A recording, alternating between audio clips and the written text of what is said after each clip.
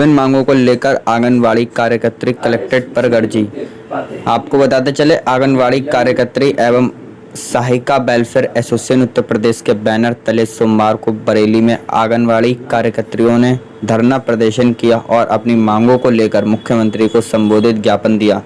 बरेली के सेठ दामोदर स्वरूप पार्क के आंगनवाड़ी कार्यकर्त्री इकट्ठा हुई, जहां प्रदर्शन के उपरांत मुख्यमंत्री को संबोधित ज्ञापन जिलाधिकारी कार्यालय में एसडीएम प्रथम को दिया। आंगनवाड़ी कार्यकर्त्रियों की मांगे हैं कि आंगनवाड़ी केंद्रों में ईसीसीई एजुकेट की भर्ती न की जाए, आईसीडीएस का निजीकरण और संविधिकरण न किया जाए, आंगनवाड़ी के खाली पड़े पदों पर नियुक्ति की जाए, आंगनवाड़ियों के मानदेय में वृद्धि की जाए और रिटायरमेंट पर पेंशन दी जाए, ऑनलाइन कार्यों के लिए पर्याप्त मोबाइल डाटा दिया जाए, उनकी सेवाओं का हनन न किया जाए।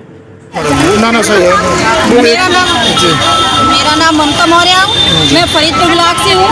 मैं बाकी की सारी बातें मेरी बहनें बता ही चुकी हैं एजुकेटेड के बारे में कि जो नई सरकार जो नई नीतियाँ रणनीतियाँ अपनी बनाती है, नई रिवाजें निकालती है, जो है उनको तो दे नहीं पा रही है, लेकिन और नियुक्त कर रही है। लेकिन मैं दो लाइनों में सरकार से कहना चाहूँगी, छेड़ना मुझको, लड़ना मुश्किल होगा, लिखेंगे ऐसा इतिहास कि पढ़ना मुश्किल होगा।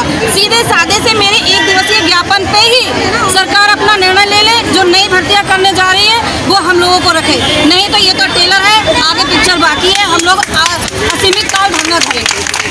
जी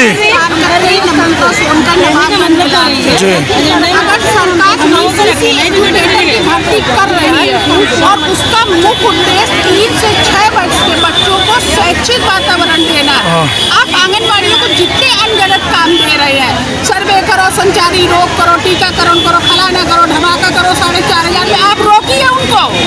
आप सिर्फ हमको ये आदेश दीजिए कि बच्चों को आपको एजुकेशन देनी है और 10,300 रुपये हमारे मानदेय में इजाफा करिए।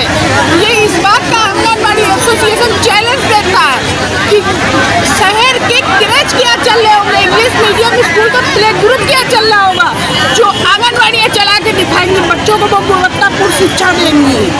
सरकार से हम लोगों का बस यही निवेदन है, सरकार हम लोगों से इनके बारे में सोचे, वरना ये आंदोलन बहुत आगे जाएगा। आंगनवाड़ी ब्लॉक अध्यक्ष पितली चैनपुर से मैं पिंकी, आंगनवाड़ी ब्लॉक अध्यक्ष पितली चैनपुर। सर, जब हमको 2 बार ईसीसी की ट्रेनिंग दे दी है तो फिर हमारे ऊपर क्यों रखा जा रहा है एजुकेटर? अब आप ये बताइए कि हम सक्षम नहीं हैं या आपको अपने ऊपर शंका है कि जिन्हें हमने ट्रेनिंग दी है वो ट्रेंड नहीं है?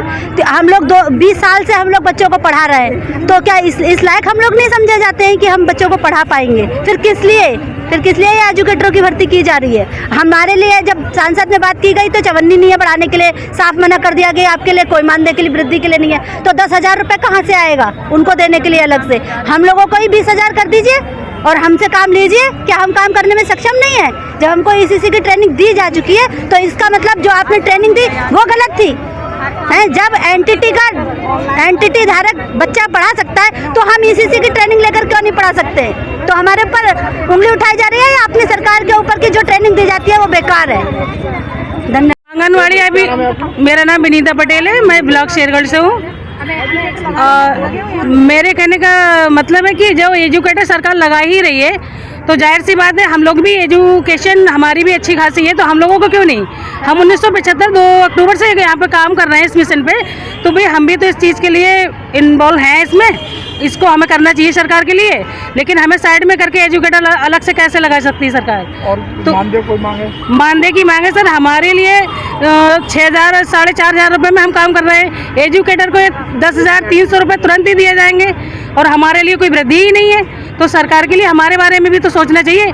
इसको लेके हमारे अंदर बहुत रोष है और ये हम अभी हमारा ये फर्स्ट टाइम है, लेकिन नेक्स्ट भी हम ये करते रहेंगे जब तक हमारी मांगे पूरी नहीं होगी। डीएम साहब को